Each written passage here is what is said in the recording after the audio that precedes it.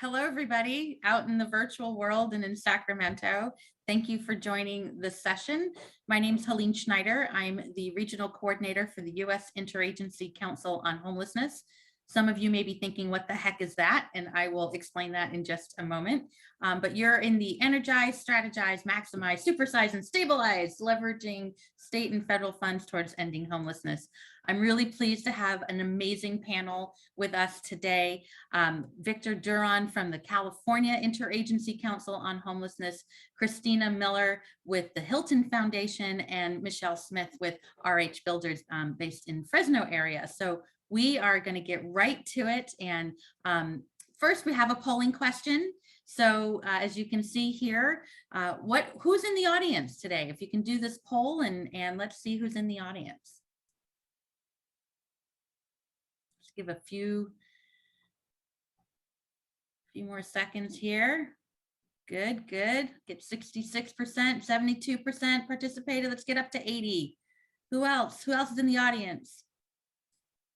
Any more? 5, 4, 3, 2, 1. All right, let's end the poll. So we got a bunch of local government, about a third, social service providers, about a quarter, and then some state, federal government advocates, some others, a whole bunch of others. All right, fantastic.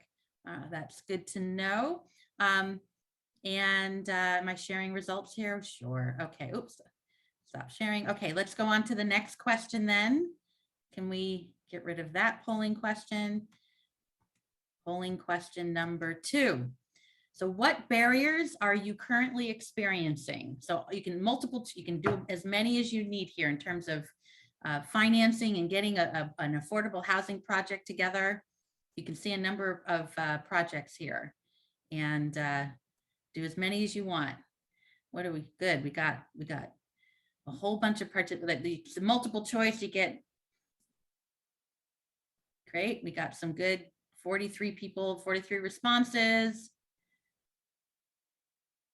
We're getting there. A little more than half. Let's get a little bit. There we go. A little more halfway mark. Okay. 5, 4, 3, 2, 1. All right. Got good poll. So we have public will, huge, to support a project is a barrier. Lack of coordination, about a third. Funding restrictions, 58. You're in the right spot. Administrative staffing bandwidth. We're hearing that everywhere. More than half of you put that in as well. Fantastic. So there's the sharing those results there as well. Fantastic. Thank you for that. We got one more polling question before we get into this. This is a general question, so this can happen throughout the chat. If you can put in the chat, and if you want to put in your name and what agency you're with, that would be great. But what kind of funding you're trying to get that you just can't get? So feel free, just as we go, put that in there. That will help us. And then one last polling question: cats, dogs, or something else? Let's get in there. So who's in the audience here? The dogs are winning so far. I'll tell you. What else? Anyone else? This one was participating pretty quick. It's pretty funny. There we go. All right. 5, 4, 3, 2, 1. We'll end the poll. Share the results. So we got dogs rule in this place and nobody likes reptiles. Okay, well, that's all good to know. Thank you so much. Now we know who's in the audience. Thank you, City Haywood, ongoing dedicated operating funding. Right, that ongoing funding is a key piece. So I wanted to bring up here, what is USICH? We are your Federal Interagency Council on Homelessness. We've been around since the late 80s. Our job is to coordinate the federal response to homelessness. 19 different agencies, federal departments that all have touched homelessness in one way or another with some programming, funding, resources, policy. What I like to say is we're that hub of the 19-spoke wheel to keep issues moving forward, creating those partnerships with state and local agencies, with local communities. And fundamentally, though, USICH, we believe housing should be a right and not a privilege. And that's obviously something we need to strive for in this country. And how we do that is really important. And we need to focus as much as we can as well as we can. And we all need to come in together to make that happen. As you can see here, you think of HUD, HHS, the VA as part of our council, but the Department of Homeland Security, the Post Office, Department of the Interior, Department of Labor, Department of Education, AmeriCorps is part of it, the Domestic Policy Council. So each one of these 19 agencies serves on our council that hires our executive director. And then there's a staff where when we're fully staffed, we're only about 18 people. So we're a small but mighty team. Putting together those interagency working groups and performance and measurements that we look at across the country. I'm one of 5 members of the National Initiatives team that connects what happens in DC in local communities. So my communities cover California and Arizona. And as you can see here on this map, my team works throughout the country here. We share best practices with each other. We figure out what's happening, that's happening in Tucson might also work in Sacramento, that might also work in Portland, might also work in Albuquerque. We try to figure those things out and share best practices there. But really what's important is to hear what's happening on the ground and relay that information back up to DC. So when they are looking at policies and procedures and funding, they really need to know, how that impact will occur and what people on the ground are saying. I wanted just to take a moment, and I know there was a great session yesterday about the federal budget process. And of course, just wanted to put some information here. I believe if the slides are part of the materials that are available, this is a link here to get to the Biden administration's proposal. As we know, proposals are just that, proposals from the administration. It needs to go to Congress, and then they, do their sausage making however they do it. That was a big talk yesterday about earmarks and how that works. But this is a pretty significant proposal from the Biden-Harris administration in terms of it as it relates to housing and homelessness. Some significant increases from FY22. And in terms of Head Start, 84.8% for VA supportive services for veteran families. That's SSVF that provides that essential services that get around people getting and stabilizing in their housing. So this is just some examples here about what's there in the federal budget. And I know Victor is really going to talk about current federal funding and how that leverages well with state funds. I also just want to mention before I turn it off to my colleagues that we are in the midst of putting together our federal strategic plan that should come out this summer. Last fall, we did an amazing amount. It was incredible hearing from so many people around the country about what was important to them. And to get back to Hayward's, the city of Hayward's question, ongoing funding was really high up on the list for supportive services was there. So we heard you about that. Getting that feedback, we're putting together the components and strategies of this plan. And what was really amazing was getting over 500 comments from 500 people with lived experience and hearing what worked from them, from their perspective, and what the challenges have been. So really incorporating this in the plan. And I hope perhaps at next year's Housing California conference, we can, maybe have a session or do something like that where we can figure out how does this plan actually get implemented on the ground in your communities. But we are hearing some key themes. Ending the criminalization of homelessness. As I mentioned, treating housing as a right and not a privilege, really focusing on racial equity in everything that we do and committing to solutions to addressing racial disparities, aligning the resources at all levels, and that framework of leveraging state, federal, local funds. And we have Christina Miller a little later today talking about the philanthropy component to that. How do we make that happen? Excuse me there, who started that meeting? Okay, preventing homelessness through a regional system levels approach. I will say this new strategic plan, there's going to be a focus on prevention strategies. That's new for USICH. We're excited about that. We know we can't solve homelessness if we don't turn off the tap. We know that there's so much great work happening in getting people who are experiencing homelessness into housing. We also know that too many people are falling into homelessness. So we need to look upstream and streamline that process. Strengthen the implementation of a housing first approach and creating those partnerships. Where we are. Let me get one last slide here before I get going. And there we go. I also just want to make sure that I put out there what the big themes we heard specifically from people with lived experience. And there was one phrase that really came out: nothing about us without us. They need to be at the table when decisions are being made about their day-to-day lives and how to be successful in moving from homelessness into stabilized housing with supportive services. Bringing that whole person approach, really integrating the culturally specific and trauma-informed care to service delivery. I was in San Francisco at a listening session last fall, and this one woman just encapsulated it for me. She said, the systems are resistant to the people are not resistant to the system. And how can we make sure that our systems are in place that are able to help people get to where they need to be, and when they're able to take those, get those services and make them impactful for them when it's needed and sustainable. So we're very excited that this plan is coming out soon, and hopefully a lot more will come from there. But that's my component right there. I want to thank you for listening, and please feel free to reach out as your federal partner on this work. And I'm going to turn it over to Victor, who's going to kind of weave in how does this all fit in with the state work that's going on here in Sacramento and throughout the state. So Victor, the floor is yours. Thank you, Helene. So again, I'm Victor Duran. I'm the Grants Director with the California Interagency Council on Homelessness. Just recently renamed, actually. Some of you may have known us as the Homeless Coordinating and Financing Council. So thank you to Helene and the folks at USICH for letting us steal part of their name. But I think it creates some nice alignment and better reflects the work that we're doing. So it was really interesting to see the poll from all of you. Not terribly surprising, though. I think that lack of coordination, funding restrictions, and administrative bandwidth, are a theme that we've been hearing throughout. And I think that some of the efforts that we are launching through the Interagency Council on Homelessness are directly tied to supporting those areas. At the highest levels, the Interagency Council brings together leaders from across different systems, not just the traditional homelessness response system, so that we can reflect at the state level the type of cross-system interagency coordination that we want to support at the local level.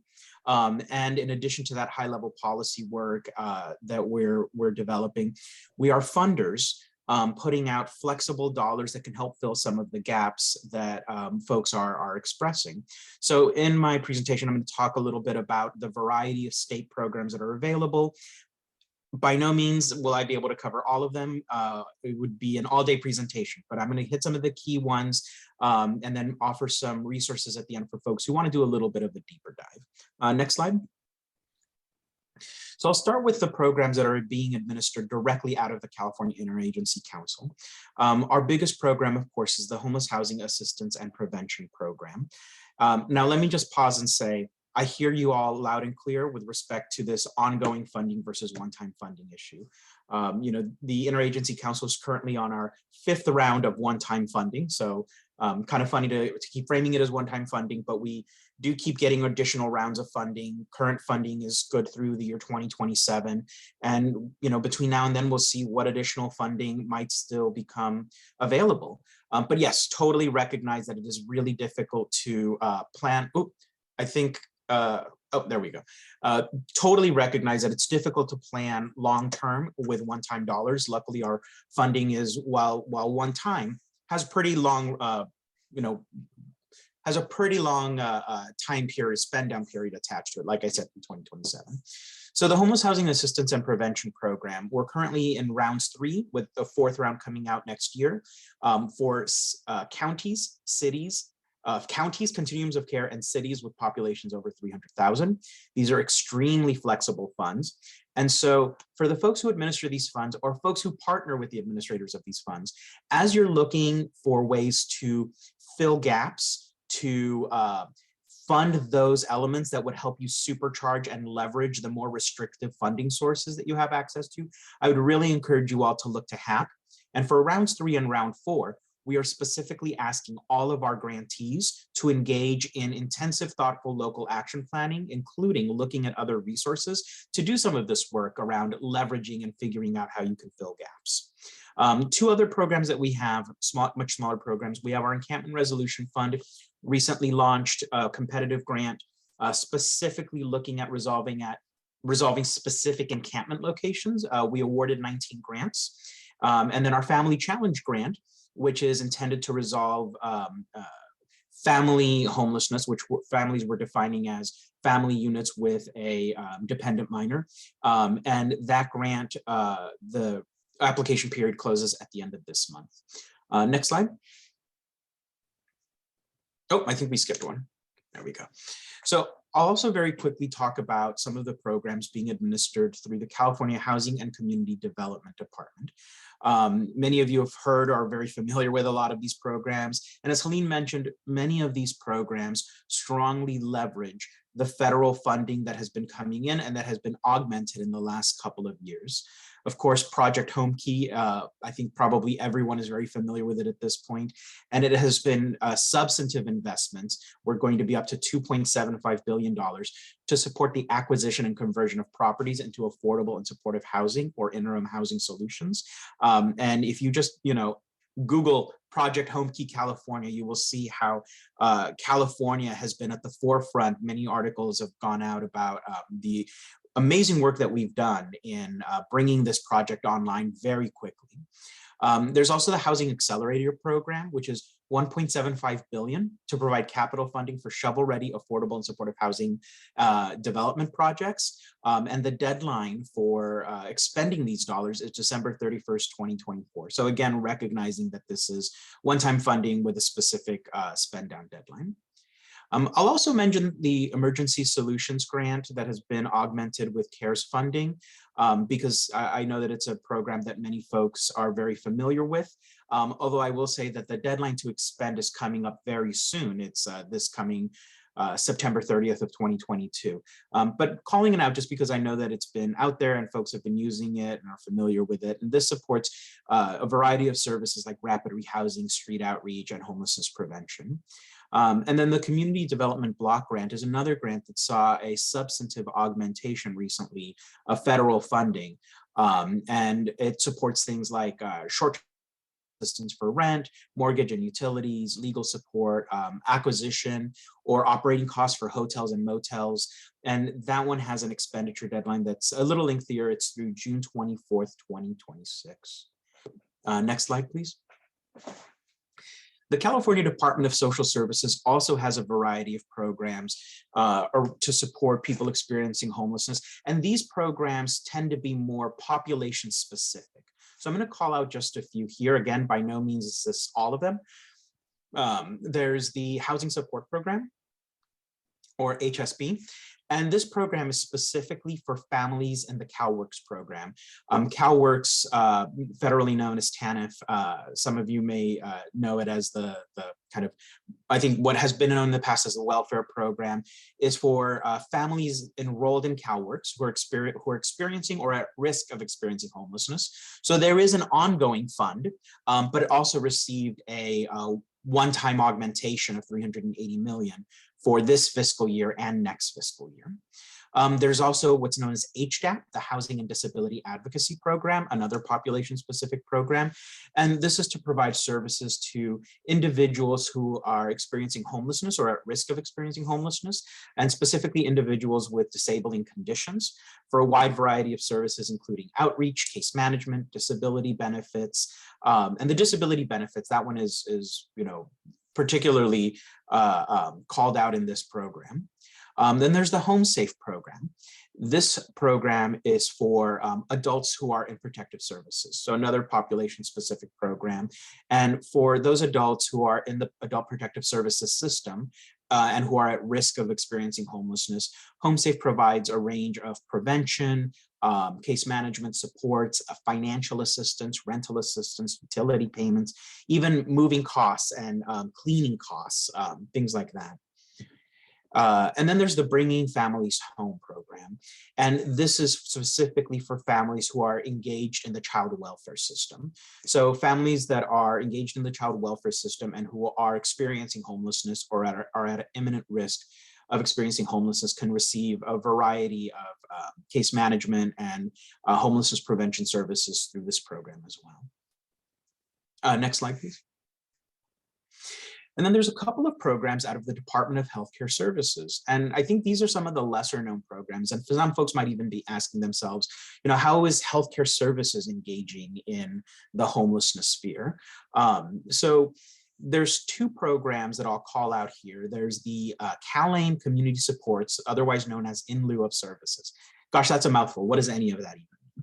So CalAIM, the CalAIM initiative that many of you may be familiar with, is California's efforts to reform Medi-Cal and enhance Medi-Cal through innovative approaches for using those funds. And in lieu of services, again, another sort of governmental mouthful. What does that even mean? In lieu of services, think about it this way. Services in lieu of traditional Medi-Cal programs, right? So Medi-Cal we think of as very clinical medical model program. We also know that a lot of determinants of health happen way, way, way upstream. And of course, what can be more detrimental to somebody's health than homelessness, right? So CalAIM, in lieu of services, is a pilot that looks at expanding the kinds of services that might be reimbursable through Medi-Cal, and looks at things like home and community-based supports that allow people to have alternative recuperative settings, safe settings, housing support settings that would be Medi-Cal reimbursable. And related is the Housing and Homeless Incentives Program, or HIP. The Housing and Homelessness Incentives Program would be administered through, again, DHCS in partnership with the managed care plans throughout the state, and would provide funding to the managed care plans so that they can partner with community organizations, continuums of care. In fact, we are really strongly encouraging both the managed care plans and the continuums of care to partner in HIP and HAP, Cal-ICH's program, and develop their goals jointly. And what that looks at is making sure that Medi-Cal eligible individuals who are experiencing homelessness, which should be most people in most cases, are eligible for services through HIP that would incentivize payments for housing success, housing placements. Next slide. We also have a number of upcoming state programs that are in the works. And as Helene mentioned, proposals are just proposals until a budget is signed and until it's voted on and passed. So one of the really exciting initiatives that's coming up is what's being described as the Behavioral Health Housing Initiative. And this is about $1.5 billion to bring online clinically enhanced housing and shelter of a variety of settings. So in a variety of settings and in a variety of sort of structures. So it doesn't necessarily have to be inside traditional clinical settings. It could be looking at existing shelters. It could be renovating or repurposing existing structures to make them appropriate for people with behavioral health needs, and providing services to make them clinically enhanced so that people with behavioral health needs receive both housing and services. For Cal-ICH, we have a couple of programs coming up. HAP4 is actually already was approved through last year's budget, and that is another $1 billion. Very similar to HAP3, we will go out to cities, counties, and continuums of care to provide gap funding and flexible block grants. And then we also have a proposal for an Encampment Resolution Fund 2.0. This one would be substantially larger than the first one. It would be about $500 million. Counties, COCs, and cities of any size would be eligible to apply. And of course, we would encourage them to partner with community-based organizations. And unlike our big block grants that provide support for this homelessness response system at large, the encampment resolution grants are to look at specific locations where people are experiencing unsheltered homelessness in encampments, and provide services to make sure that each of those individuals is on a pathway to permanent housing, and that the encampment site is resolved permanently and does not reconstitute. And then there's a variety of funding coming online for new affordable housing options, about $500 million for a variety of programs, including mixed income housing loans, a portfolio reinvestment program, and mobile home and park rehabilitation and resident ownership programs. So these are loans that are forgivable, or this would be extending existing loans as well.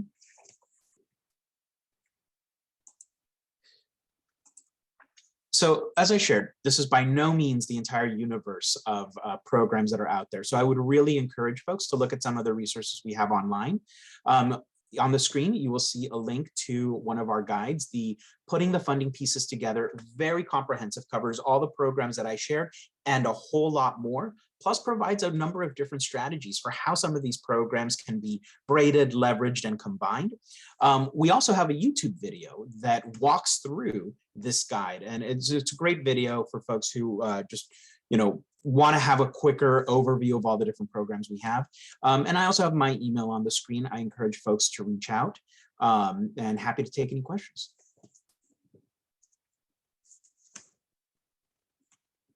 Thank you, Victor. We'll get to a Q&A at the end, but please do feel free to put things in the chat and in the Q&A process. And Victor and I and USICH and CalICH work hand in hand quite a bit. And so really, really appreciate all the tools that you've been able to put together, especially that strategic spending guide. I know people throughout the state look to that and the prioritization piece, and it's easy to read, and really taking a lot of complex issues and streamlining it well to make something work. So appreciate that. So that's government funding from federal and state. And now really excited to have Christina Miller join us, can bring in the philanthropic part of all of this and how this works with the Hilton Foundation. So Christina, the floor is yours, and thanks for joining us. Great. Thank you so much, Helene, and thank you, Victor. And thank you so much to Housing California for the chance to participate on this panel. Victor, I feel like my head is like spinning from your overview. There's so much, and Helene too, what you went over with the strategic plan. There's just so much that the state is bringing forth as far as resources. It's very exciting. And yes, I will +1, the putting the funding pieces together guide is like my state Bible. I keep it on my desk and I look at it quite often. So fun fact, when I agreed to be on this panel, I was not working for the Hilton Foundation. I was working for a fabulous organization that many of you know well, I'm sure, the National Alliance to End Homelessness. I know their CEO, Nan Roman, is slated to speak at the conference. Brilliant woman, love her. Please don't miss her closing remarks. So I served as their senior policy fellow on California state policy. And at the time, my remarks for this panel will probably be a bit different. They would focus on sort of pushing Helene and Victor, I mean, not personally or physically, but pushing the federal government and pushing the state like any good policy advocate would to further investments in different ways and to shine a light on where improvements were needed, and lifting up different initiatives, different like lobbying initiatives, we were involved in.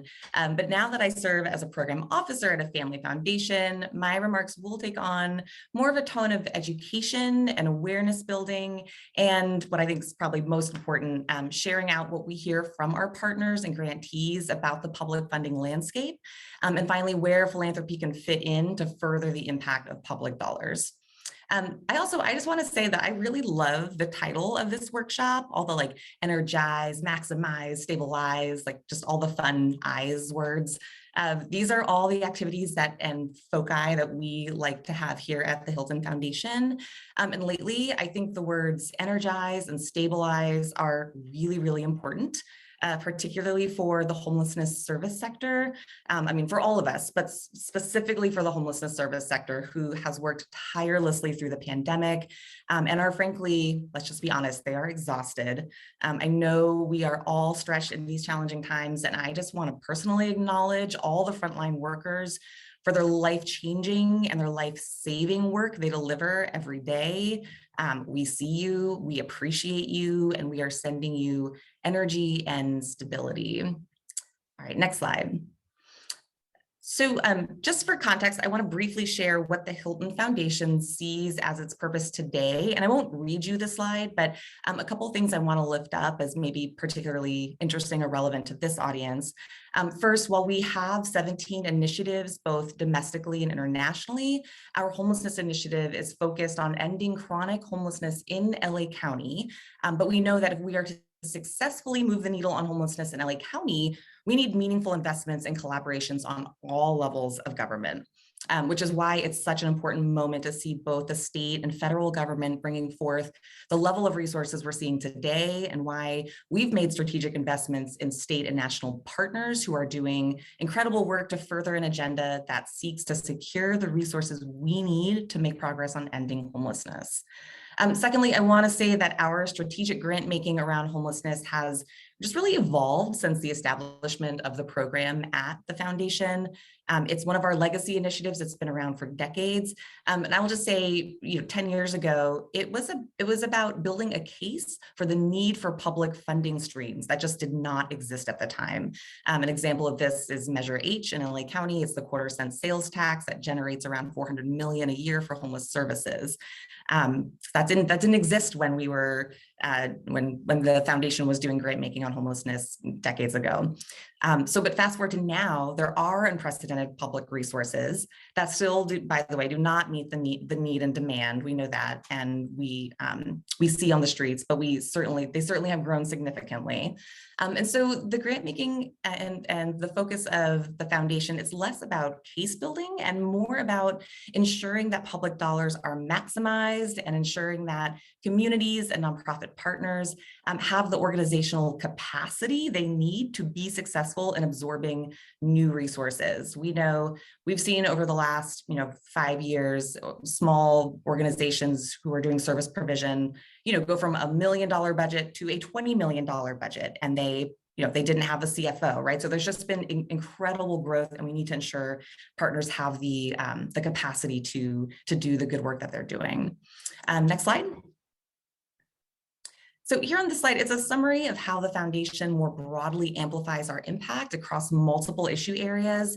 And if we look at these with respect to homelessness and with respect to considering the multiple funding streams that have been discussed so far in this presentation, there are a few points that I think really resonate, right? So the first one, partnering across sectors. So as we saw by the poll today, we have a diverse audience right here. What is clear is that homelessness is a multi-sector crisis and will take multi-sector solutions.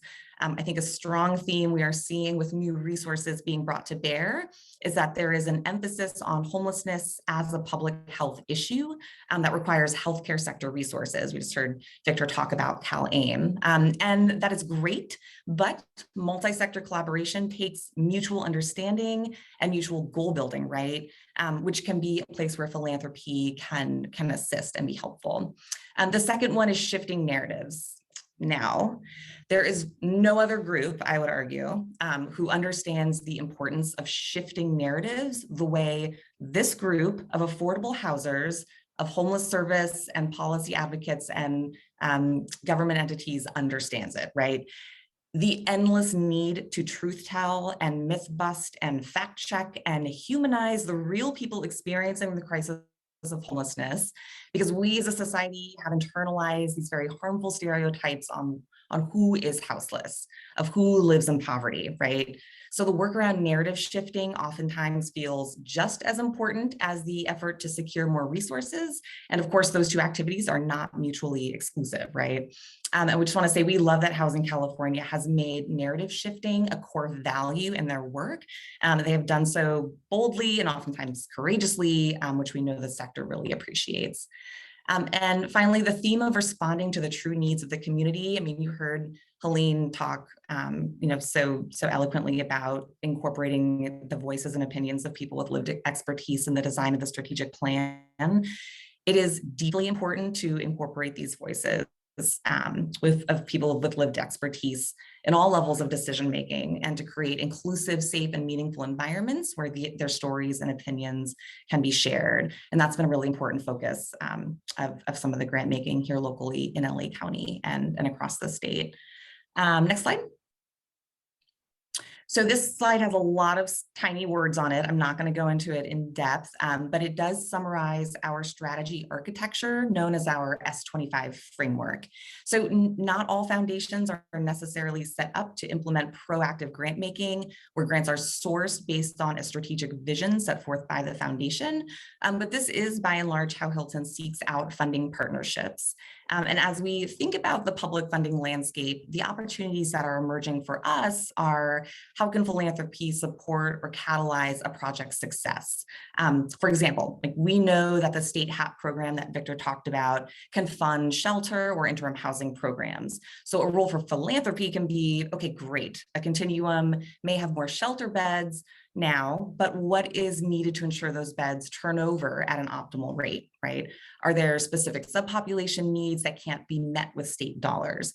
Can we partner with an entity to conduct a program evaluation that will tell us whether deeper investments in shelter or in-room housing is actually helping us end homelessness?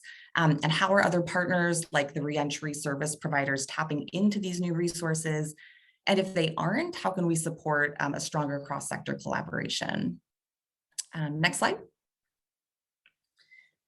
So here is just a summary of what our S25 goals are. And sorry to be using short. S25 stands for Strategy 25, which is our 5-year plan that spans from 2020 to 2025.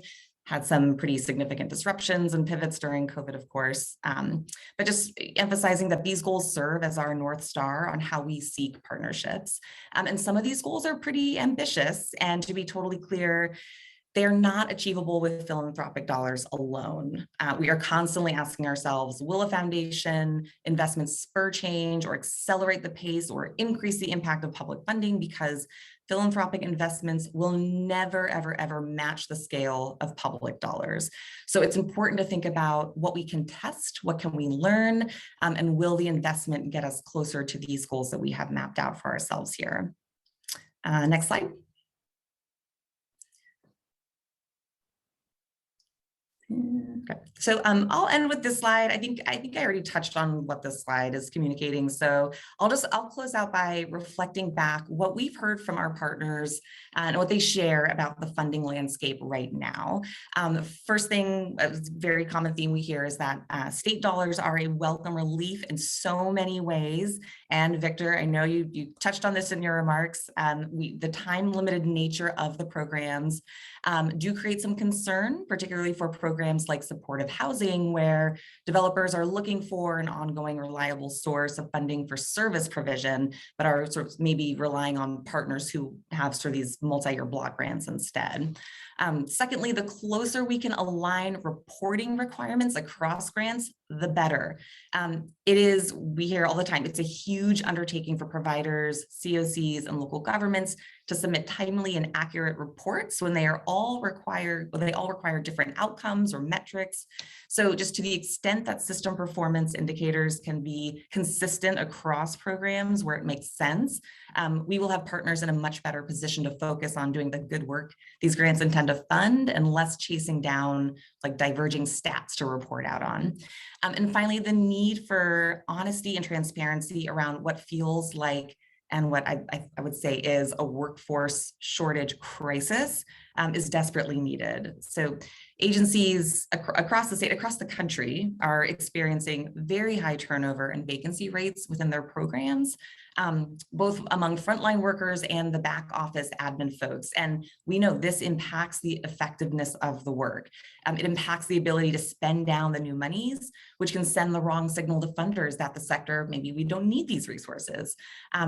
It feels like there's no easy or immediate solution to this issue, but we wanted to lift it up because it's probably the #1 issue we hear from service providers right now.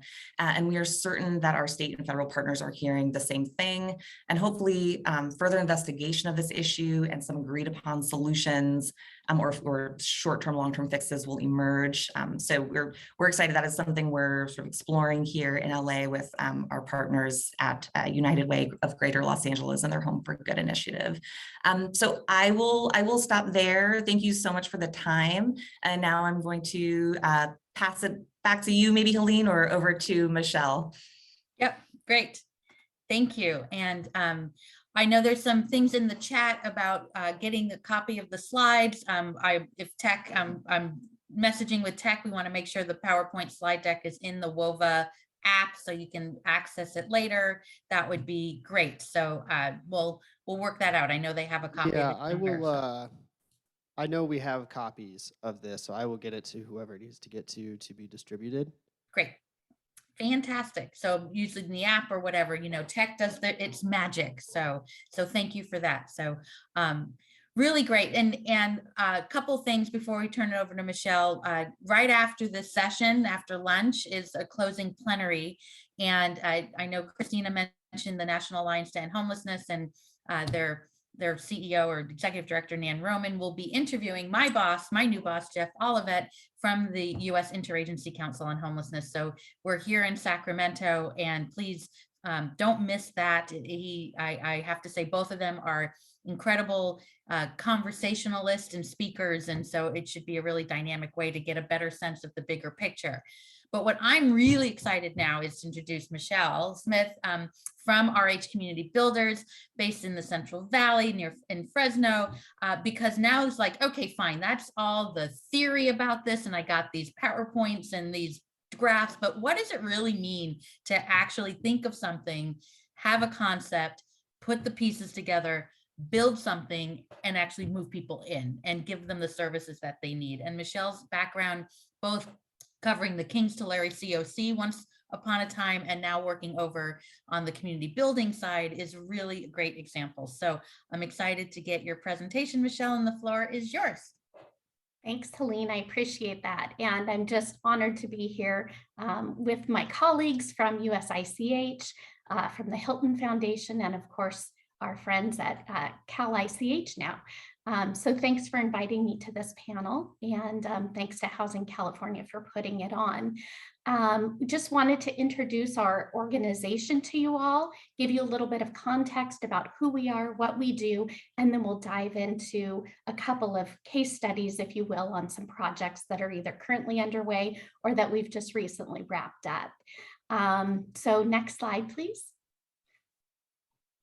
So RH is focused on real-time solutions to addressing homelessness and its root causes, leveraging its team of experts. The co-founders of RH own and manage approximately 800 properties with over 500 units designated to people experiencing homelessness. We currently have projects in Tulare, Kings, Fresno, Madera, and Merced counties, and we anticipate growing into Stanislaus and San Joaquin counties over the next year. Next slide, please. RH is a unique organization in that we are a service provider, a shelter provider, landlord, property manager, and developer. One of our projects that I wanted to share with you all today that I'm very proud of, and I know our team is very proud of, is The Lodge. It's an MHSA innovation project in partnership with Fresno County Department of Behavioral Health. And it focuses on people experiencing homelessness that are service resistant or in a pre-contemplative stage.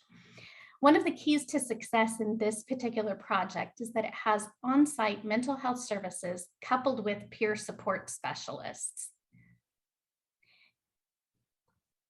Next slide. Our developments, just to name a few of them, are Crossroads Village, Sequoia Village in Visalia, and the Hacienda in Fresno.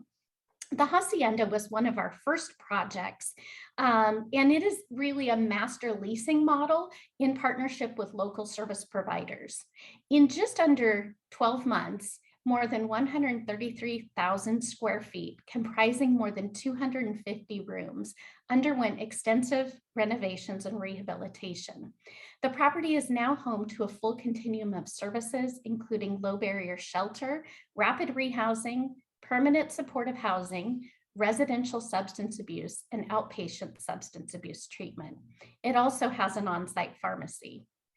With the first round of Home Key, we acquired and rehabbed 2 former motels, one being the 165-unit Crossroads Village project in Fresno, and a 50-unit motel conversion in Visalia, Sequoia Village. Both of these were funded in the first round of Home Key. Sequoia Village operated as a room key project upon the completion of fire, life, and safety upgrades. While operating as interim housing, shelter repairs and maintenance were funded by ESG CV funds. Phase 2 construction to bring the units to housing quality standards has just begun and is comprised of home, CDBG CV, HAP 1 and HAP 2 funding. I'm going to just pause right there because I just realized I'm talking a lot about alphabet soup. And so I'm happy to share some of that breakdown with you all. If you want to put some questions in the chat, I can break those down for you if there's any of these funding sources that you're not familiar with. But for the sake of others, I'm going to go ahead and skip through some of that really deep lingo for now. Next slide, please. So that goes right into my segue of alphabet soup, which is really how we make these projects work. And we couldn't do it with a single funding source, although we are intrigued and excited about the Supernova process that HCD has just released. I think it's going to make a streamlined process for projects and really bring things online in a quicker fashion. So today I wanted to dig deeper into two of the projects that we are working on right now. One of them I just touched on, Crossroads Village. It's that 165 unit motel conversion. And then also in Home Key Phase 2, we were just awarded Madsen Gardens, a 56 unit motel conversion. So I wanted to talk a little bit about the differences in these projects, some of the challenges and how we're overcoming those, and share a little bit of the successes with these projects. So as you can see on the screen, there is a whole list of alphabet soup on these projects, both for capital and operations. I tend to call it weaving a quilt together to make a project move forward. Some people call it braided funding. You'll hear all sorts of things, capital stacking and whatnot, but I have yet to see a single source of funding go into a project that serves special needs populations. So I think it is critical to understand what sources of funding can pair together, how you can identify certain target populations to be served within each funding stream. So as I mentioned, both of these projects have received Home Key awards, but they have these challenges to get to full permanent housing conversion. Both of the projects will serve 100% homeless or chronically homeless households and are excellent examples of leveraging community partners, jurisdictions, COCs, housing authorities, and our philanthropic partners. Next slide, please. So digging in deeper to Crossroads Village,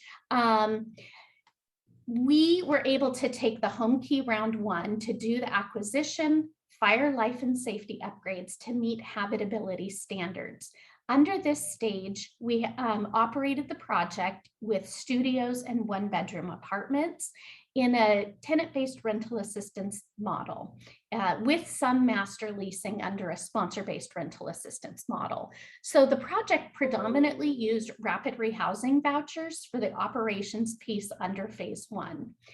We're working on our capital stack, or that braided funding or quilt, to fully fund our Phase 2 segment of the project, which will convert the project into 143 units of 1, 2, and 3 bedrooms of permanent supportive housing that meet housing quality standards. The key for what we call HQS is that it opens the door, literally, to housing choice vouchers through your housing authority. So if you're hearing about mainstream vouchers or emergency housing vouchers, VASH vouchers, things like that, you have to meet those housing quality standards. So that's really what we would call the golden ticket on our projects. So for the capital stack on the project and how we're putting all the pieces together for the full renovation, as I mentioned, we've secured the Home Key round 1. We have used ARPA funds through our Fresno County partner. No Place Like Home, we have a segment of the project, approximately 50 units for that SMI population or serious mental illness population. We just submitted an application for Housing for a Healthy California. And gosh, this Friday we'll be submitting for the Housing Accelerator. Should we be successful in this plan or course of action, we will be fully funded for this project. Operational and services funding is comprised of a multitude of sources due to the size of the project. So what we're leveraging are the COSERs from both No Place Like Home and Home Key, along with the enterprise funding that we got in round 1 of Home Key. We used some of the ESG CV funds for the rapid rehousing operating subsidies, regular ESG, project-based vouchers through the Housing Authority once it converts to phase 2, and then CalAIM, which will be launching in just a few months. That will provide what we used to call in lieu of services, or that service component for case management on site, and then also some of the ECM services, which are some more wraparound services to connect people to healthcare, mental health, and those types of supports. So that's how we're leveraging some of our service needs within the project. Next slide, please. Madsen Gardens is a 56-unit project in Tulare. It was just recently awarded funding in round 2, as I mentioned. Madsen will be converted to permanent housing in one phase and has secured all funding sources to move forward with construction upon acquisition. Our funding stack for this project are Home Key Round 2, ARPA funds, HAP 2, and soon to be HAP 3 funds. Which our county already has in the works with Cal ICH. Operational and services funding for the project is comprised of COSRs, again, from the Home Key phase or round 2. The HDAP Innovative Fund, which was really new to us. It came out for all counties as an opportunity that they could write for that fund. And we learned that they could fund COSRs. So we have a set number of units that will be funded through that COSR. And really the thought there is to take somebody who is eligible for HDAP, which can pay for what I would compare to rapid rehousing, so some short-term assistance until they get their Section 8 voucher, or their, shall I say, their MVP voucher, or even a regular homeless set-aside voucher. So, working with them to get doc ready for that disability certification, and then that pathway to a permanent voucher. We also are working with project-based vouchers at this project, so that is underway. We're leveraging emergency housing vouchers on the project. We're very mindful that those cannot be project-based. They must be leased up by September of next year, but our timeline will be as such that we can make that work and, leverage those vouchers while we're working to open up COC PSH vouchers to fill in the gap there, because we do have some COC partners that have PSH contracts. They have low utilization rates because they aren't able to identify units in the community. So maybe they're full right now, or someone is looking in another city or whatnot, but as those come available on turnover, we'll be moving those EHV vouchered units into COC PSH. And then of course, our newest support, Lifeline, CalAIM, also doing that in lieu of services / community supports, and ECM at the project. Hey, Michelle, someone put in the question, what if you can explain what COC PSH is in the alphabet soup? Yes, alphabet soup. So COC PSH is the continuum of care in your community. They receive HUD funding through what's called the Continuum of Care program. The COC funding typically is called permanent housing funding. They have HMIS funding and other buckets, but under the permanent housing, there are 2 branches. One is permanent supportive housing, the other is rapid rehousing. And so when I'm talking about permanent supportive housing, it is a voucher, if you will, for a client for life until they move up into another living situation. If they were to choose to no longer participate in the program or whatnot, but that voucher stays with them as long as they are eligible and that program is funded. So it's very much like a housing choice voucher, if you will. It's just under the homeless program. Some important things to note about the PSH vouchers is that for PSH, you have to have a disabling condition.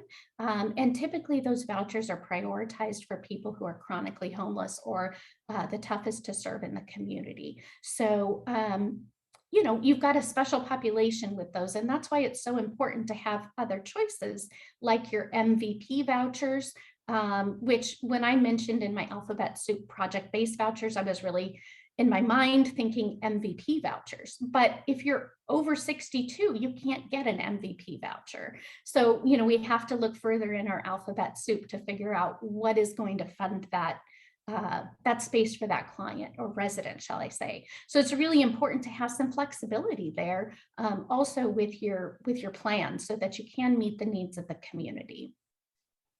And just to follow up, and I know since you're right on the question, we'll just get it answered here. The question was asked about if these COCPSH funds are for rental assistance and services, and what is the total fund leverages from the COC? So, I mean, so it's just, what. How does that work, basically? Yeah, how does it work? And if it's too long of an answer, we can get that towards the end if you want to finish that up. But I wanted to make sure that that question was asked. No, it's a great question. And let me tell you, this is all patchwork together. And I think with some of my work leading a COC for that length of time, we've been able to understand sort of the inner workings of how can we put this together? How can we pair it to a project? And how can we support the existing provider? Because as the developer and owner and operator on the project, we don't want to take from our community partners. So how we envision this working is, let's say agency A has a grant for this project, for their own project called ABC Housing, and they need to find units in the community. So those can either be master leased units. There is a component called leasing under the COC program. There's also rental assistance under the COC program, under the PSH umbrella. I'm not talking rapid rehousing. So there's all these branches that come out for both of these. And so we could do sponsor-based rental assistance, project-based rental assistance, or master leasing. And so it really depends on what your service provider has or your grantee has in that in their project. And so what we would be doing is partnering with that grantee to say, hey, you're having trouble identifying places for your clients. We have places. You can provide your additional supportive services, because those projects typically have some supportive services and that agency is providing them. So we partner with them, give them space on site. We provide some of the basic case management through CalAIM. They do that more supportive level, and that's how that's really working.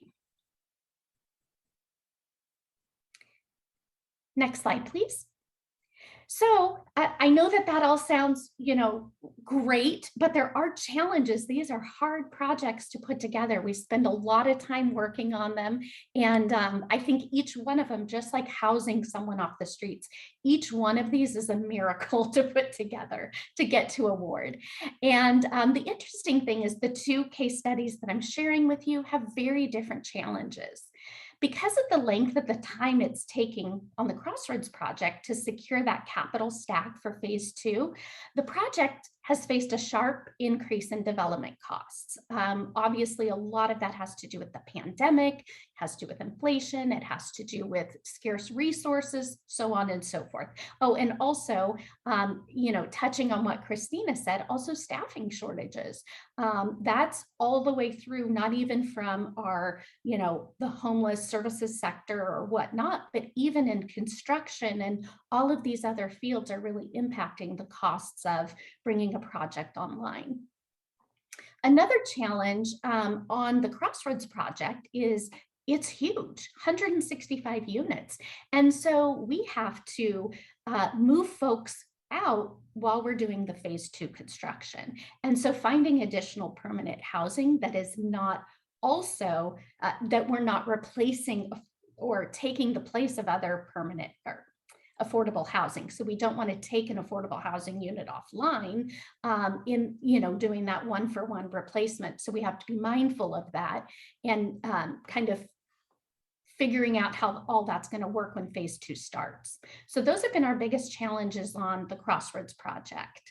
And you might think, on the Madsen project, with only 56 units, we have all of our capital sources secured, one phase of construction, you'd think it'd be a cakewalk. However, it has its own fair share of issues. Our primary challenges on the Madsen project has been more on the due diligence aspect of the transaction. And so you have to be mindful of these. You have to plan for them in advance and make sure that you are getting all the third-party reports that you need to make sure that you're fully covered on a project. So through that due diligence period, we have identified radon on the property, asbestos, there is a septic tank failure, we have encroachment issues with 3 different landowners, and also needing to do a methamphetamine fentanyl mitigation. Further, we're waiting on additional VOC soil testing to see what mitigation there may need to take place because of some adjacent former gas stations. And so that may be enough to make somebody run full speed ahead away from a project. But fortunately, we're committed to the project with our partners at Up Holdings. We have strong partnerships with Tulare County HHSA. They are our sponsor on the project through HomeKey, and they are walking right alongside us with this project. The Housing Authority, who's the current owner of the project, has also been a tremendous partner, and they are all supporting us through the mitigation piece of this project. And then finally, I just wanted to share some successes with you on the projects, because without successes, we wouldn't obviously be doing these projects. So next slide, please. Phase 1 of Crossroads Village, again, 165 units, was completed within 60 days. Fire, life, safety taken care of, and 165 households moved from off the streets or emergency shelter into housing. It's also created one of our biggest community champions. We had in the initial stages when the project was in process of getting the our local jurisdiction to be the sponsor, there were many community meetings and we had some staunch opposition to the project, some pretty shocking opposition. And now we have one of those folks, the biggest opposer, is our biggest champion now. And that even gives me the chills to tell you that now, because with a well-run project, you really can turn a community around. You can turn their perception around of what a project can look like. And so that's been our greatest success at Crossroads. And then also we're looking forward to those similar successes at our Madsen project. And I think that really success in a project is operating it in a true housing first fashion with robust on-site services, client-centered supports, and watching people just become their personal best human and become self-sustaining. So I think with that, I'll wrap it up. I'm happy to answer any questions that you all have. But that's really where we're at with HomeKey. We're looking forward to bringing more projects online. Michelle, that was great. Makes it,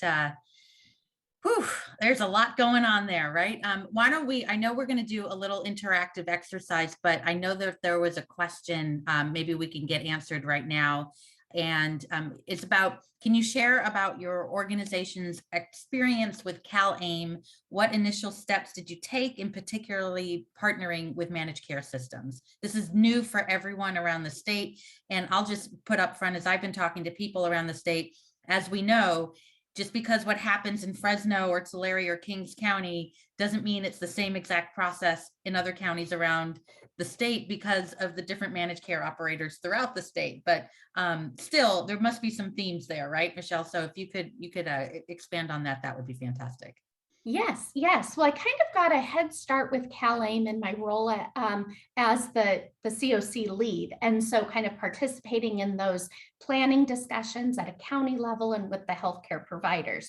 Yet I didn't really understand the impact that it could have on a project until I moved to the other side. And all of a sudden it just kind of sunk in that this is a game changer. It's the missing piece that we've needed as homeless providers for years now. And so what we did was we reached out to our MCOs or managed care organizations, and you can find that list by just kind of Googling, I think, State of California managed care plans. And there's a list on the state's DHCS or something like that on the webpage. So you can find out who those managed care organizations are. You can reach out to them and let them know that you're interested in participating in that. And so what happens is they'll send you an application. It's fairly simple. They want to understand your qualifications as a provider and what services you're interested in providing. One of the important things to note is that they want to make sure that they're not saturating the market. And so there is a finite amount of providers that they're going to allow to provide any one service in a community.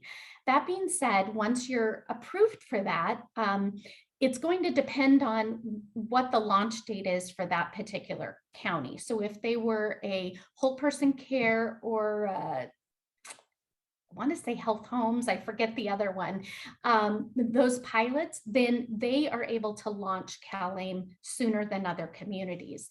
Some of our communities were not launching until July 1st. So once you're approved, then you are able to provide services to people who are Medi-Cal eligible within your projects to keep them housed. So you've got housing tenancy and sustaining services, housing navigation services, security deposits, which is really helpful for your project-based vouchers through your Section 8 or whatnot. So those are really helpful.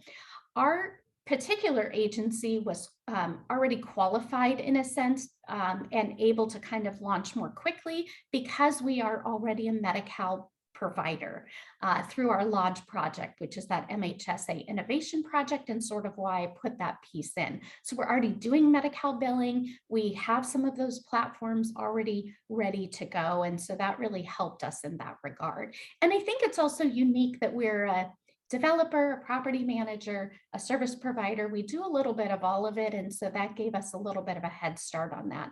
I will say that we are CalAIM approved now in Kings, Tulare, Fresno, Madera. We're working on our Merced, Stanislaus, and San Joaquin. And so there's a variety of different providers in there. In general, though, that approval process is pretty much the same. So you'll see some, if you're working in multiple counties, you'll see some recurring themes there.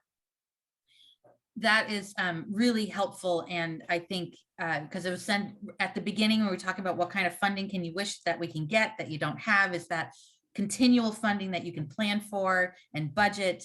And CalAIM, I think, if implemented well, is a real game changer in bridging that funding gap. After the capital project's been done, you spent that funding, but how do you keep those ongoing services? So complicated perhaps to get it started, but once you get a system in place, and as every new thing, it takes a little while to make it, get all the everything kind of worked out and running smoothly. I think, frankly, it's a game changer. So really excited to see this roll out throughout the state. And let's get to, I want to make sure we do, I know, and we'll get to other questions as well in a minute, but we do have, and I can get my panelists back on screen. We thought we'd try, here's this random scenario here, and it's inspired by true events, I think is the way you hear it on TV, right? These little pieces of here I've heard in scenarios throughout the state of what could happen, and we'll have a polling question in just a sec. But for everyone in the audience here, try to think of well, what would I do here? What would be, is this an opportunity knocking? Because it's complicated, right? So let's say Caltrans has identified a long-held but never developed 3-acre site with excess property, and they're in discussion with a local government agency to determine the feasibility of building this, permanent housing there. The local agency, the Caltrans is saying the local agency will have to pay market value to purchase the property. And then the immediate adjacent uses include some multifamily apartments, commercial office space, a hotel, and parkland. This is kind of a real issue, right? We've seen this, and especially with the state looking at all the different Caltrans properties or other local public properties, what can be considered excess for affordable housing, and how do you make it work? So here's the polling question, and for our tech magic people, if you could put the poll up, what's your first step, right? And you can, your first step, you can only choose one. So do you go right to conducting that public hearing with immediate neighbors? Do you want to obtain a property assessment, meet with local government reps, to turning finance? Do you walk away, say, I'm out, forget it? And maybe if there's others, we can put in the chat what that other may be. So maybe get, so we're getting there. We're getting some 26% participation. Let's get some more. Let's get up. Can we get beyond a third? Oh, we're getting there. Can we get beyond 40% participating? Almost. I know it's towards the end. It's almost lunchtime, but can we get to half of you out there participating in the poll? All right, we're going to go 5, 4, 3, 2, 1. I'm going to end the poll right here. All right, share the results. So most of you said, let's meet with the local government reps and obtain a property assessment. No one's walking away. Really, you guys are great. Fantastic. We're going to take on this challenge. That is awesome. And of course, conducting the public hearing may not be the first step. You want to get some good information out there, important. Well, I want to ask our panelists, like, what kind of things come to your mind with this scenario here? And let's see if I want to maybe put the scenario. Yeah, or what are the potential funding options out there? Maybe and others in the chat if you want to add some potential funding options. But here's the opportunity in front of us again. Well, Helene, I was yeah. going to jump in and say, and this is actually, I'm taking off my philanthropy hat and putting on my former City of LA representative hat. I mean, some questions I would have, like, have utilities ever been pulled to this site?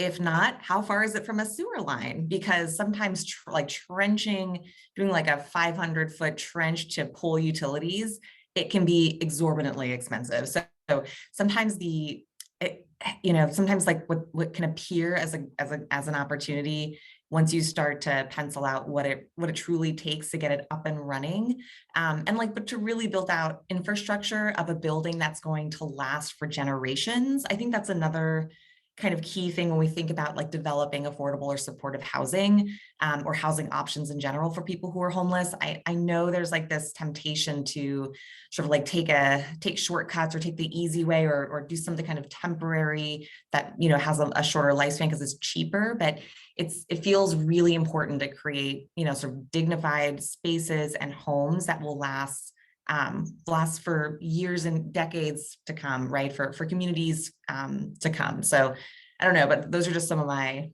initial thoughts around like utilities and what's been on the site before. Great, good part. Victor, do you want to add anything here? And those of you listening in, put in any ideas you have in the chat, or what would you do in this situation as well? But Victor, any comments? Yeah, I would just say, there's a lot of opportunities coming online. And while there are lots of communities out there that apply for some of these funds, we actually, believe it or not, have counties that have never applied for some of these funds that are coming online. And so I say, take your shot, right? Don't assume that you're not going to be competitive, and don't assume that it's going to be just like the big metropolitan areas that always get the funding, especially for those competitive grants. I know that recently the state has been very interested in seeing geographic diversity represented in the kind of awards that we put out. So especially to some of the smaller communities, absolutely put your application in. And, I would also ask, is the area where you have a lot of veterans that we could bring in those kind of resources through HUD-VASH vouchers? Can you do property-based, what is the need in the community? Is it transient-oriented youth, like youth coming out of foster care? What would the community feel more, connected that way? What's the missing piece in your community in terms of, you might have some great affordable and permanent supportive housing projects in your community, but you're missing this one piece, maybe for families. What is the niche there that you could meet and look through the funding options there. Alma, thank you, Alma. View the area blueprints, contact city zoning, planning, environmental. Get all the rules. Like, what are the rules, right? In terms of figuring out before you sign anything, or do get the real assessment of the property value there. Michelle, what did you want to say? I think my colleagues just really nailed it on, the things that come to mind for me are, what is it zoned for? Again, connected to utilities, what are those offsite improvements going to look like? And how are we going to pay for it? So maybe it's in an area that, you know, funding isn't going to be around for a couple years, and this property is going to be offered, you know, in a public bid soon or whatnot. And so really looking through, how can we put this in the pipeline and really bring some dollars to it? How feasible is it really? And then maybe looking at a quick pro forma on it to see if you can pin it out. If you can't get the number of units that you need there for the cost of the property, you know, the funding that you're going to need, is it going to trigger prevailing wage? It's going to, you know, amp up some of the pricing there. So just kind of running those initial numbers to see what you can get to stick before you opt to move forward on it. Because what we're learning is a lot of the funding streams are requiring some pretty big investments before you even put your application in. And so those third-party reports, they take time, can take up to 45 days. You're putting out some initial investments on those that won't be recouped until and unless you get funding. And so being mindful of that, I think, is important to consider as you look at these properties. Right. Think like a developer was just put in the chat. Yes. Jump in and say too, I think that it's, I think your point is well taken around like assessing what the local need is in terms of population. And something that I think is sometimes an afterthought, but also what kind of community surrounds this site, right? Is it near public transit? Is it accessible for people who may not own a car, right? Or there sort of other high opportunity characteristics of the neighborhood that, you know, is there like a good school nearby? So if it serves families or low-income families, then they have an opportunity to access and tap rich community resources that are, you know, that could be really beneficial. I think sometimes it's just doing like a community surrounding landscape too, to ensure it's, you know, as, you know, an environment where families and adults can thrive, right? Right. Well, and also like the potential funding options, sometimes what could be seen as a deal breaker, maybe there's some funding there to mitigate it. So I kind of think of like brownfields or like why is this excess property excess? Like something, what's the story behind it? I mean, why did Caltrans buy this in the first place and not put a freeway on it or an off ramp, or like what is really happening here? Like what was the pathway to get to where we are today? Is there something there that created an environmental hazard that maybe there's like EPA or other kinds of funds out there that can mitigate, which is great to help the healthy neighborhood area anyway, if it's something that was creating a problem? Or is that going to create other problems down the road that really housing doesn't work? Is it in by an airport and it's in the flight path? Well, you can't build housing underneath the flight path, you know, asking those kind of questions, knowing all these rules and areas is really something that, you know, that you need to figure out.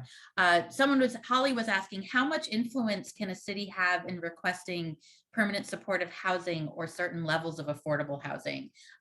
So sort of moving into a general Q&A here as well as we're talking about this scenario, but what, anyone want to answer that? How much influence can a city have in requesting permanent supportive housing or certain levels of affordable housing?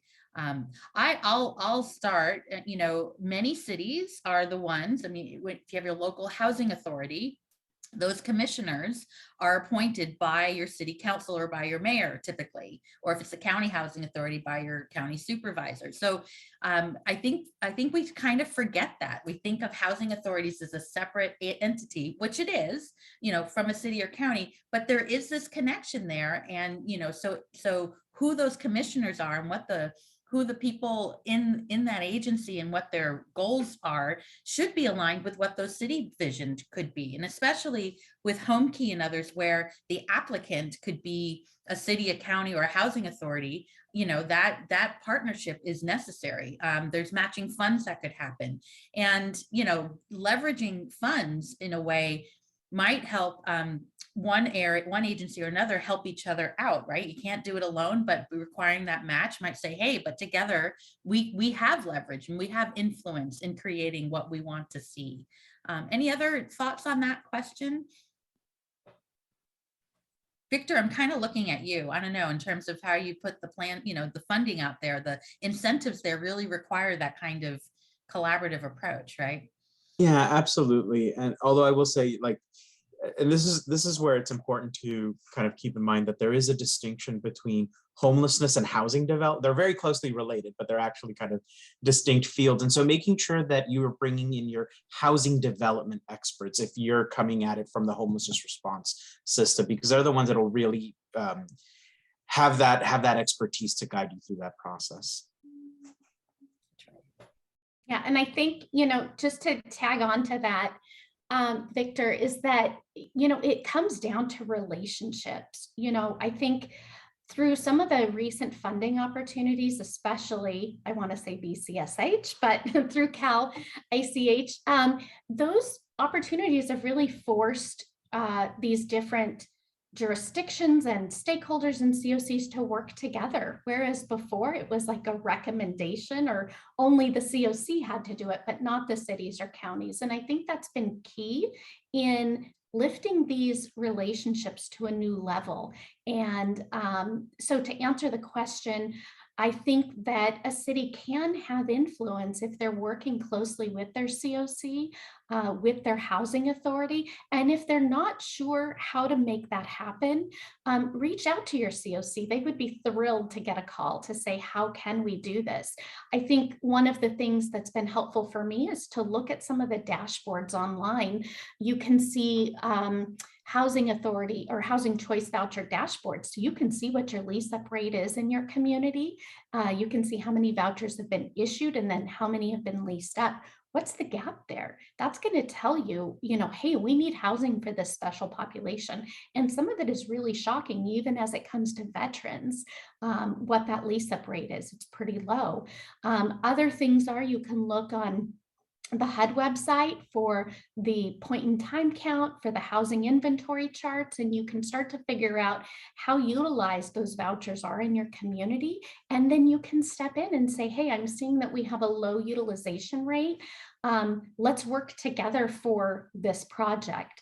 But I think people need to understand that a COC or a service provider or a developer can't do it alone. We need those cities or counties to also leverage some of the resources that are coming their way, because every part of that alphabet soup counts. Yeah. And I'll just quickly say, building off what Michelle said, there's sort of like the technical and procedural role that a city may play in helping to stand up PSH and affordable housing. But I think the political will, like having a mayor, having a council member, having them champion a project, it means everything, right? Like that, building that consensus and being a champion for the project in the community is often, it's not an easy thing to do. It's the hard thing to do, but it's the right thing to do. And so that, I think, really speaks to when you can see like dedication and commitment from a city. Yeah, absolutely.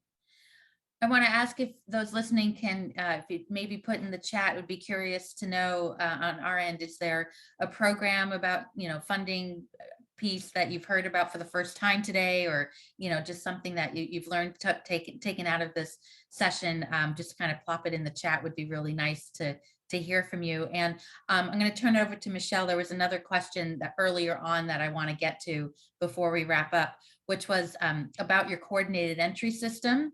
And is it set up to get CalAIM eligible referrals moved into your units? How does that work? Yeah, so I don't want to speak for all of the jurisdictions that we're working in right now, but I can speak for Kings and Tulare because our COC, when I was the lead, and they still are, the coordinated entry lead for the community. And so one of the universal data elements that goes into HMIS is whether or not someone has healthcare. And if so, what is it funded through? And so you'll be able to see right into your HMIS who has Medi-Cal and who doesn't. If they are Medi-Cal eligible, maybe they don't have Medi-Cal yet, but one of our measures of success as a COC in a community in our homeless system is to make sure that folks are connected to that. So that's a key part, getting people connected, whether or not they are. And that particular CES in HMIS. And so that information would come over with the referral. So if we're looking at housing the highest needs in the community, the expectation on the CES side or coordinated entry side is that those folks are connected to those benefits and brought into the unit. But our units aren't CalAIM exclusive. We do understand that there will be some folks, especially folks who might be veterans that are connected to veteran medical services. We're not expecting that CalAIM is the sole service funding support for a project. So we're pinning that out at about 75%. Great. I just wanted to get everyone up on one screen together, and you know, I think want to thank everyone. Any final comments, Christina, Victor, that you'd like to share? I'll just say really quickly, I see a question in the chat about the Family Challenge grant. I know we're short on time, so I'm going to put in the chat a link to the RFA, the request for applications for the Family Challenge grant. The submission deadline is the end of this month, so there's still a little bit of time to apply. Great. Any final comments, Christina? Yeah, I mean, I'll just quickly say again, a great place for philanthropy. I heard this at a team retreat I'm kind of in the middle of right now. It's that you're not learning if you're not making mistakes. And so I know that's sometimes hard to do when you're dealing with public funding, but there is sort of a spirit that I think generally, you know, philanthropy brings forward, which is like test things, try things, be bold, be innovative, and you're kind of allowed to fail sometimes. We don't want people to fail, but there's like permission and grace to do that sometimes. Great. Lamar wrote in the chat, there are numerous issues that must be successfully addressed to get it built. Identify and focus in on the deal breaker issues ASAP, right? What are the non-negotiables right up front? And are they really non-negotiables? I think that's another question. You know, that perseverance is really key. And Michelle, oh my gosh, I mean, the alphabet soup and what you had to go through. And then to say that you did it in 6 months and you're helping people and literally saving people's lives and getting them housed. That's why we do this crazy work, right? It's complicated, but the reward is huge. Any final comments you'd like to have to the group? Yeah, I think I want to touch on, you know, this whole perseverance thing, especially with the Madsen Gardens project. There were a few times where I thought we were done. I mean, how many mitigation issues can one project have? And when we're talking about a couple of these mitigation issues being $750,000 each, you want to give up. I mean, besides cry. And, you know, listening to your partners say, that's okay. We can overcome that. Here are other options for this. I think leverage your community resources, even just brain power from other folks that have been through this to lift you up and help you get to the finish line. Great. Thank you, Michelle. Thank you, Christina. Thank you, Victor. I always like ending things like with the ingredients for success, right? Political will, no matter who you are, you got some. Collaborative efforts, no matter what role you play and what hat you play, you're seated at the table to work on what you can do best. An effective use of resources. You obviously need the money to make it happen, but we've heard some great ways to effectively use it, and a never give up attitude. Just keep on keeping on and we'll get there. But really appreciate all the attention today. Thank you to my panelists. Thank you to Housing California for allowing us to share this with you. And we are done. So thank you very much. Thank you. Thanks all.